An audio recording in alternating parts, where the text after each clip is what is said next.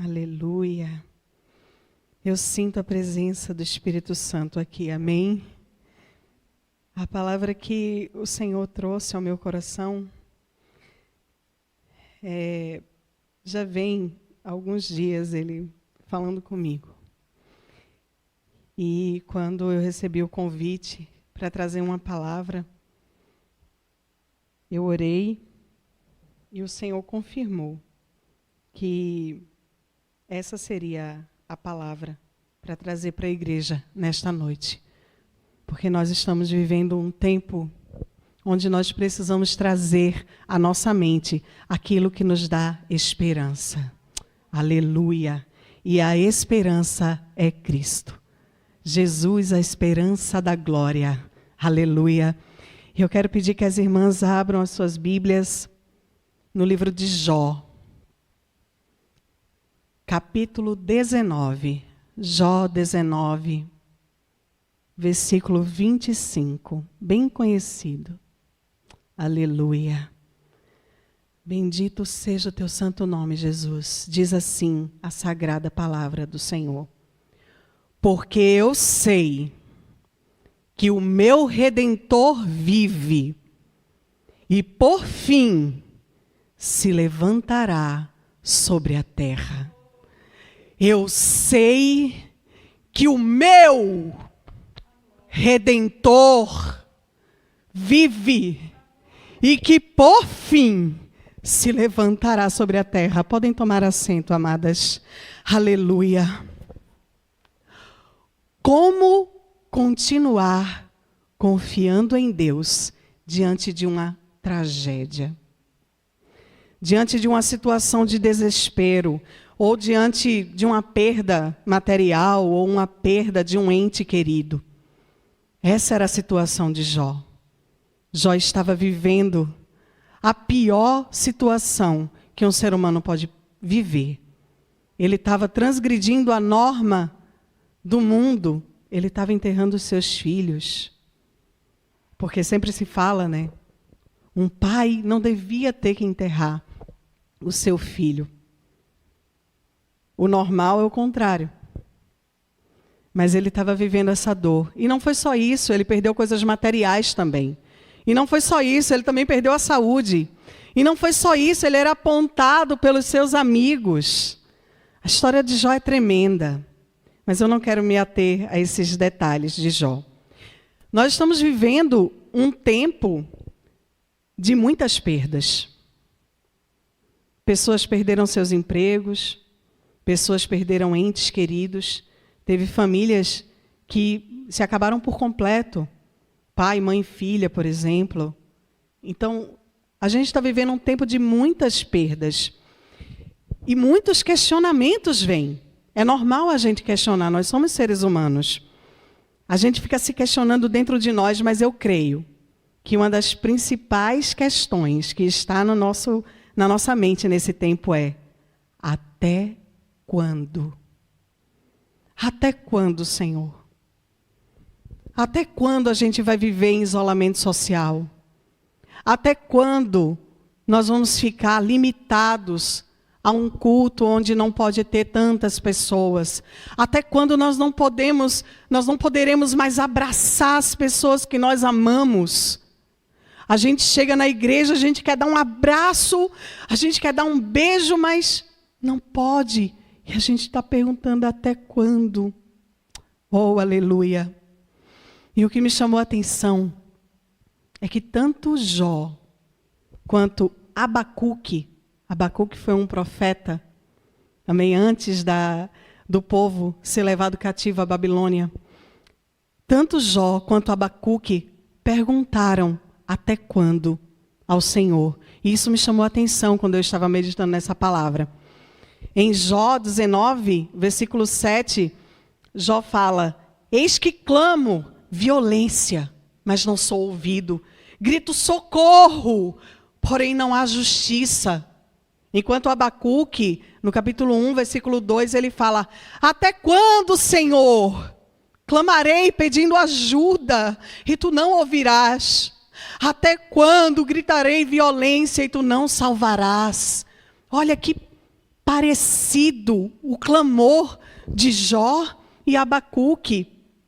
Jó questionava: por que o justo sofre? E Abacuque perguntava: por que o ímpio prospera? Eles estavam perguntando a mesma coisa, só que de pontos de vistas diferentes. Oh, aleluia! Mas ambos, mesmo no meio de todo sofrimento, chegam na mesma conclusão. Jó fala: eu sei que o meu Redentor vive. Eu sei que o meu Redentor vive. E Abacuque diz: ainda que a figueira não floresça, ainda que a videira não dê o seu fruto, mesmo que não haja alimento nos campos, eu me alegrarei em ti. Aleluia! Imagina Abacuque falando: Senhor, por quê? Até quando? Aí o Senhor diz: eu vou mandar a Babilônia. Como assim? O negócio já está ruim, o Senhor ainda vai mandar um inimigo? Abacuque, é o que o meu justo viverá pela fé. Aleluia! Ambos passaram por essas situações parecidas. Ambas com permissão do Senhor. Isso é muito importante. Foi permissão de Deus. Nós temos vários exemplos na Bíblia de situações que pareciam que estava dando errado, mas que estava dando certo. Imagina, José teve um sonho. Imagina ele lá naquele calabouço dizendo: mas Deus me deu um sonho e que os meus irmãos se curvavam diante de mim e eu estou aqui, preso, nesse calabouço, como assim? Oh, aleluia! A gente não entende as partes. A gente não entende o processo. E, a gente não ia entender, mesmo que Deus explicasse. Tenta explicar matemática para uma criança de 1 ano. Ela não vai entender. A gente não consegue entender o porquê do processo. E a gente não quer passar no processo, a gente só quer o final. E a palavra diz o quê? Todas as coisas cooperam para o bem de quem? Daqueles que amam a Deus. Não é para todos, não é para qualquer um. Todas as coisas cooperam para o bem para qualquer um? Não. Todas as coisas cooperam para o bem daqueles que amam a Deus. E como é que a gente demonstra amor ao Senhor? A palavra diz, exato, pastora. A palavra diz em João 14:21, que aquele que tem os meus mandamentos e os guarda, este é o que me ama. Quando nós obedecemos, nós demonstramos amor ao Senhor. E aí tudo contribui para o bem. Tudo, coisas ruins, coisas boas, tudo está contribuindo. Eu estava pensando, quando a gente vai fazer um bolo, a gente não entende isoladamente. Se eu chegar assim: Dani, tu come um ovo cru, assim, saboreando, achando uma delícia? Não, né? Aí eu viro para a pastora: pastora, a senhora colocaria assim, dar uma colherada de manteiga na sua boca? Não dá. É ruim, né? Parece ruim. Mas quando a gente junta o ovo com a margarina, com o trigo, o açúcar, e aí a gente mexe, bate, e depois bota no fogo, o que é que sai depois? Um bolo delicioso. As partes do processo isoladamente não fazem sentido. Mas quando a gente passa ali na batedeira do Senhor, aleluia, e Ele depois nos coloca no fogo, onde nós somos provados, a gente sai de lá, algo maravilhoso, feito pelas mãos do Senhor. Oh, aleluia, todas as coisas cooperam para o bem daqueles que amam a Deus. se apoderem dessa palavra e entendam que tudo que está dando errado, na verdade está dando certo, porque você ama ao Deus que manda em todas as coisas. Ei, ele não foi surpreendido, ele não se acordou um dia e disse: eita, coronavírus na terra, eu não estava esperando isso. Cadê a soberania, a onisciência do nosso Deus? Ele não é pego de surpresa. Ele sabe de todas as coisas e tudo que Ele permite tem um propósito. O propósito é que Ele quer uma família de muitos filhos semelhantes a Jesus. E para Ele atingir esse propósito, Ele vai fazer o que é necessário para eu e você nos achegarmos a Ele. Como a irmã estava lendo a palavra de Isaías 40, e eu ali: Senhor, obrigada. E aí a irmã depois começou a falar de medo. Eu disse: Jesus, tu estás aqui. Aleluia. Confirmando a palavra que Ele estava colocando no meu coração. Aleluia, Jesus. E aí vem uma pergunta. Se toda permissão de Deus tem um propósito, sabemos que nada acontece se não for permissão de Deus, por que a gente tem medo?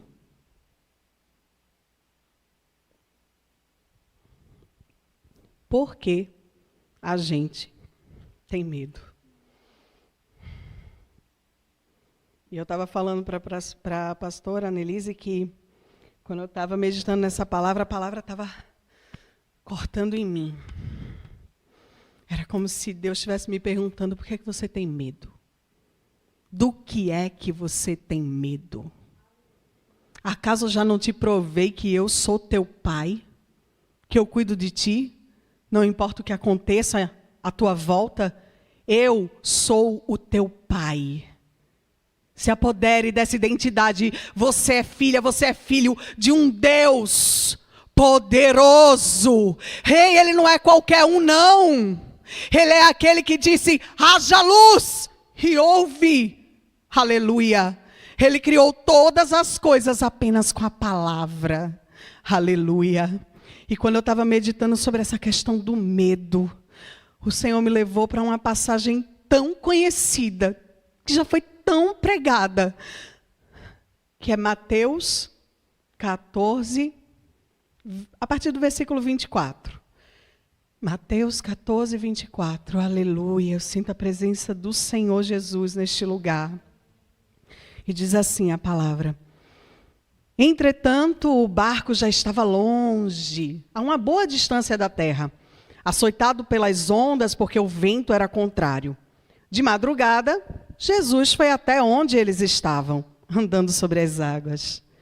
Os discípulos, porém, vendo-o andar sobre o mar, ficaram apavorados e disseram: é um fantasma. E tomados de medo, gritaram. Mas Jesus imediatamente lhes disse: coragem, sou eu, não tenham medo. Então Pedro disse: se é o Senhor mesmo, manda que eu vá até aí andando sobre as águas. Jesus disse: vem. E Pedro, descendo do barco, andou sobre as águas e foi até Jesus. Reparando, porém, na força do vento, teve medo. E começando a afundar, gritou: salve-me, Senhor! E prontamente Jesus, estendendo a mão, o segurou e disse: homem de pequena fé, por que você duvidou? Por que você duvidou? Porque ele teve medo. Ele duvidou porque ele teve medo. Quando nós temos medo, nós criamos dúvidas. Na verdade, nós criamos coisas que nem existem na nossa mente. A gente aumenta algo que nem é tão ruim, se torna algo impossível. Era impossível Pedro andar sobre as águas. Ele andou, mas ele esmoreceu porque teve medo, reparou as circunstâncias à sua volta. O medo gera dúvida e o medo nos paralisa e nos faz perder o foco daquilo que é mais importante, que é Jesus. A gente esquece do poder dele. Temos que tomar posse de suas promessas e acreditar que ele é fiel, independentemente de qualquer coisa. Ele é fiel. Não importa decreto, não importa o que está acontecendo, o que não está acontecendo, está favorável, não está favorável. Ele é fiel. E o que ele prometeu, ele vai cumprir. A palavra é fiel. Nós estamos diante de um livro que foi escrito há muito tempo, por muitas pessoas, em tempos diferentes, e toda ela fala de Jesus, toda ela aponta para Jesus. Várias profecias se cumpriram, outras estão se cumprindo, e as que ainda não se cumpriram, vão se cumprir. Porque ele não é homem para que minta, nem filho do homem para que se arrependa. Aleluia. Eu não quero dizer aqui que não é para a gente, digamos assim, ser inconsequentes com relação ao que está acontecendo. Tá? Nós não podemos ser inconsequentes, nós temos que tomar todos os cuidados devidos, como a gente está fazendo aqui na igreja, usando máscara, álcool gel, mantendo a distância, tudo isso é importante. Né? A gente não pode ser irresponsável, porque esse vírus, assim como o inimigo das nossas almas, ele é invisível. A gente não vê o inimigo, mas a gente se protege contra ele. Com a palavra, com a oração, com a busca ao Senhor. Não é assim? Então, da mesma forma, ele é invisível. A gente não está vendo o vírus, mas ele está aqui. E a gente não quer se contaminar. A gente não quer contaminar os nossos familiares. Então, a gente tem que ser prudente. Tá? Mas a gente não pode deixar o medo paralisar a gente. E isso a gente não pode. Né? Eu não estou falando que o isolamento social é errado, nem que a gente deve desobedecer às recomendações, muito pelo contrário. A palavra diz que a gente tem que obedecer, orar e respeitar os nossos governantes. Quem faz diferente disso, está pecando contra Deus. É bom rever os conceitos. Aleluia. O medo gera em nós um sentimento tão forte que muitas vezes se sobrepõe à nossa fé. E isso é um perigo. A gente não pode deixar o medo ser maior que a nossa fé. Aí tem alguma coisa errada. Aleluia. Afinal, esse vírus, gente, ele só pode matar a carne. É engraçado. Eu vi um filme essa semana que tinha uma frase que eu ri muito, dizia assim, um filme cristão. Todo mundo quer ir para o céu, mas ninguém quer morrer. Né? Todo mundo quer ficar vivo para o dia do encontro com o Senhor. Né? Todo mundo quer estar vivo. Mas eu achei muito engraçado isso. Mas, enfim, o vírus, ele só pode matar o corpo. Esse vírus que está aí matando muita gente e está aterrorizando muita gente, ele só mata o corpo. Aleluia. E a gente não deve se preocupar com o que tem poder apenas para matar o corpo. A palavra diz em Mateus 10, 28, olha o que diz. Não temam os que matam o corpo, mas não podem matar a alma. Pelo contrário, temam aquele que pode fazer perecer no inferno tanto a alma quanto o corpo. A gente tem que temer ao Senhor e não ao coronavírus. Temer ao Senhor. O que é temer? É ter medo. Eita, Deus vai vir aqui, vai me fazer mal. Ai, Ele está só esperando eu pecar para... Ahá, te peguei. Não, quem faz isso é Satanás. Deus, Ele não está preocupado. Ele não quer que você peque, porque Ele sabe que o pecado faz separação. Mas Ele não está preocupado, Ele não está espiando para ver se tu vai pecar e vai planar na tua frente. Te peguei. Não, Deus, Ele não é assim. Aleluia. O temor ao Senhor, voltamos lá para o começo, é obediência. Isso é temer ao Senhor. O nosso temor deve estar em obedecer ao Senhor, agradá-lo através de nossas atitudes, como está escrito em Provérbios 9, 10. O temor do Senhor é o princípio da sabedoria. Conhecer o santo é ter entendimento. Aleluia. Pode acreditar. que tem um vírus muito pior do que o coronavírus. Sabe qual é? Pecado. E esse vírus, a gente nasceu com ele. Está todo mundo contaminado. Todo mundo está contaminado com pecado. E ele é muito pior do que o coronavírus. Desde o Éden lá, ó, esse vírus existe. Faz tempo. E esse vírus trouxe separação entre nós e o Senhor, como eu acabei de falar aqui. Mas o sangue de Jesus, o seu sacrifício, nos deu um novo e vivo caminho para nos achegarmos ao Pai. Aleluia! E ainda refletindo sobre o medo, aí o Senhor me levou para outra passagem também muito conhecida, que está em Marcos, capítulo 4, versículo 35 em diante. Marcos 4, 35. Aleluia, quem quiser acompanhar. Diz assim: naquele dia, sendo já tarde, Jesus disse aos discípulos: vamos passar para outra margem. E eles, despedindo a multidão, o levaram assim como estava no barco, e outros barcos o seguiam. Ora, levantou-se grande temporal de vento, e as ondas se arremessavam contra o barco, de modo que o mesmo já estava se enchendo de água. E Jesus estava na popa, dormindo sobre o travesseiro. Os discípulos o acordaram e lhe disseram: Mestre, o Senhor não se importa que pereçamos? E ele, despertando, repreendeu o vento e disse ao mar: acalme-se, fique quieto. O vento se aquietou e tudo ficou bem calmo. Então Jesus lhes perguntou: por que vocês são tão medrosos? Como é que ainda não têm fé? E eles, possuídos de grande temor, diziam uns aos outros: quem é este que até o vento e o mar lhe obedece? Quem é esse que até o vento e o mar lhe obedece? Eu falei aqui, Deus disse: haja luz e houve luz.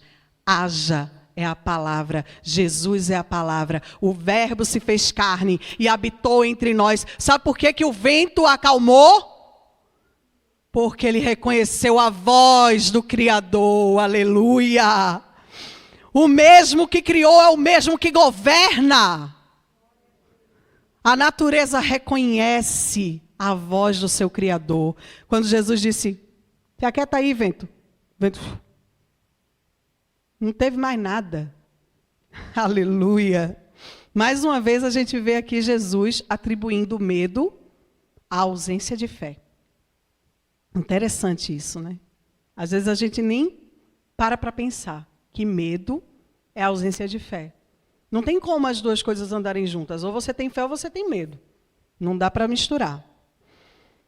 E o que me chama a atenção nessa passagem é o que está lá no versículo 35, que é o segundo verso, que diz assim: vamos atravessar para a outra margem. Jesus disse: eles iam entrando no barco, a gente vai atravessar lá para outra margem, tá, gente? Mais ou menos assim. Eles entraram no barco. Começou a tempestade. E eles começaram a ficar com medo. Eles esqueceram do que Jesus falou antes deles entrarem no barco. Se ele disse que ia atravessar para outra margem, é porque ia atravessar. O barco podia afundar, mas eles iam atravessar. A gente vê outra história parecida. Paulo, o barco que ele estava naufragou, que todo mundo ficou lá no meio do mar. Mas ele só vai salvar todo mundo.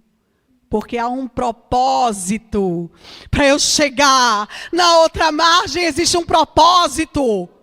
Havia um propósito. Jesus ia libertar um gadareno que estava com a legião de demônios.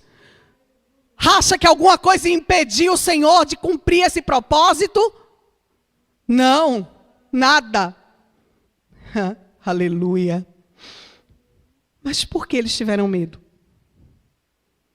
Por quê? Eu entendo que foi porque eles não gravaram no coração a palavra de Jesus. quando a gente não grava. Por isso que diz lá em Salmos 119, 11, guardo a tua palavra gravada em meu coração para não pecar contra ti.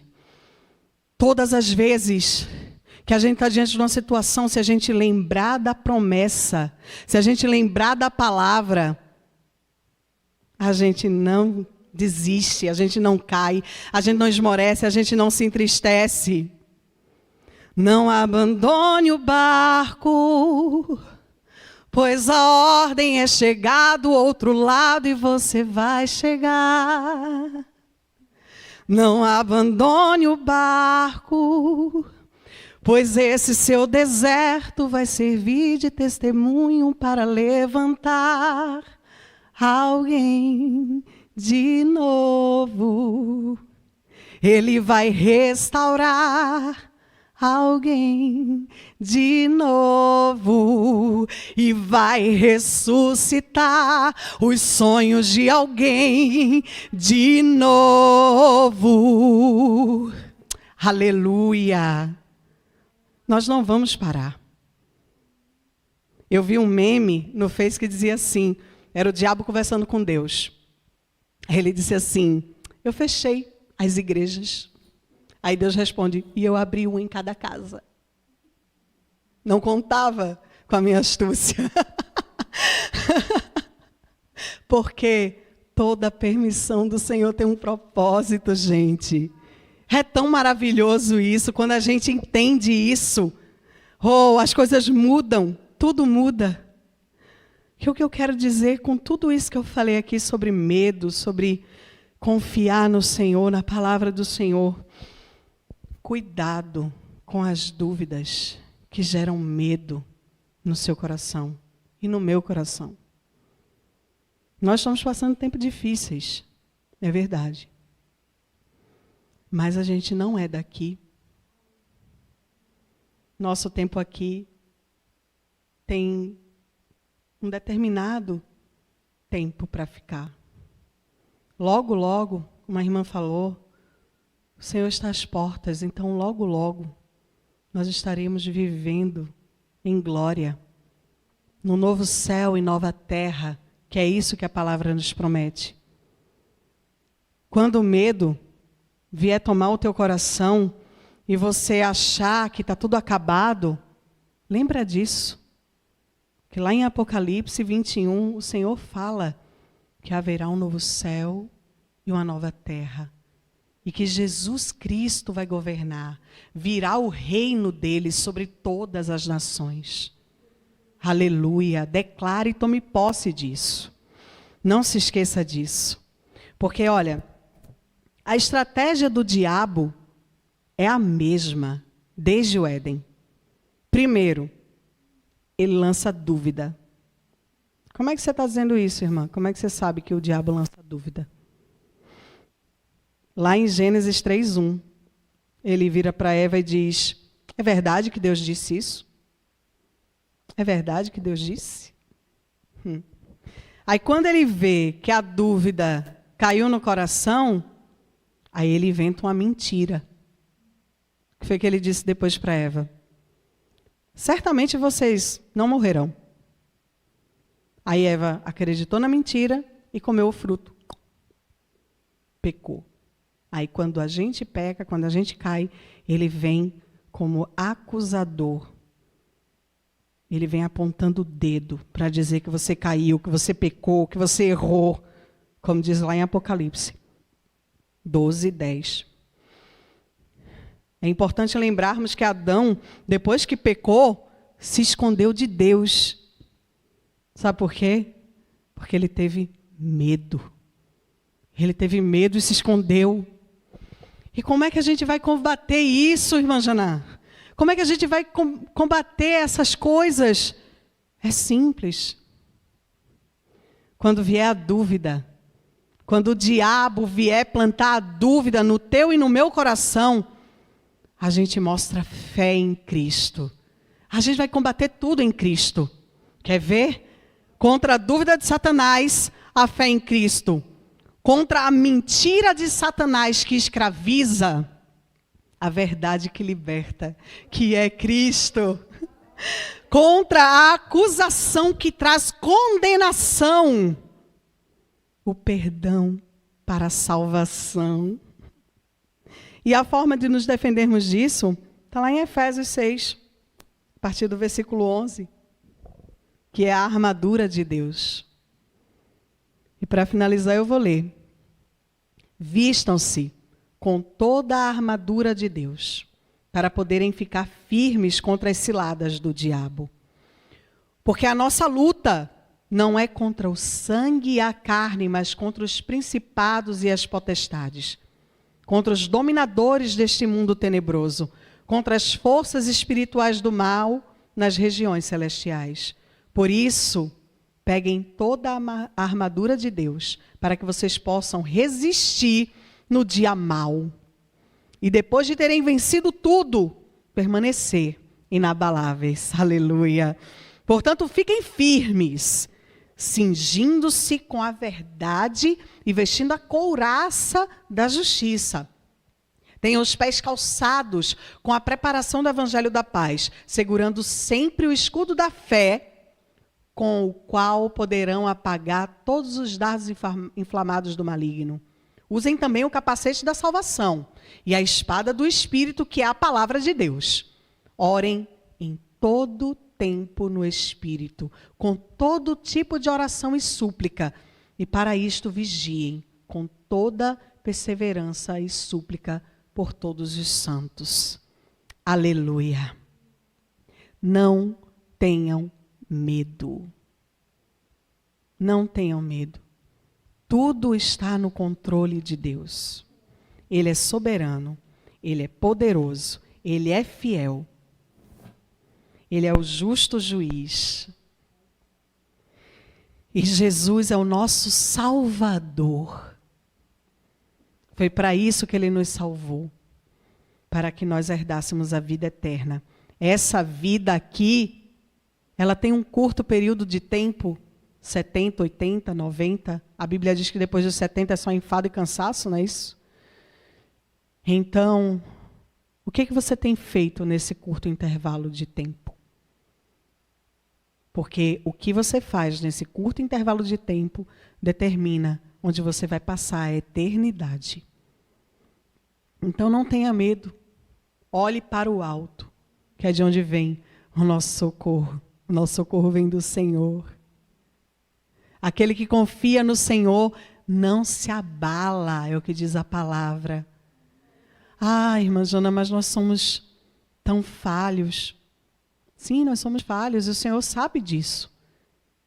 Mas é por isso que Ele deixou isso aqui, a palavra dEle, para a gente ler, meditar e principalmente guardar no nosso coração. Essas foram as palavras que o Senhor colocou no meu coração nesta noite.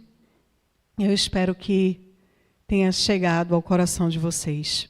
Amém? Eu agradeço a oportunidade.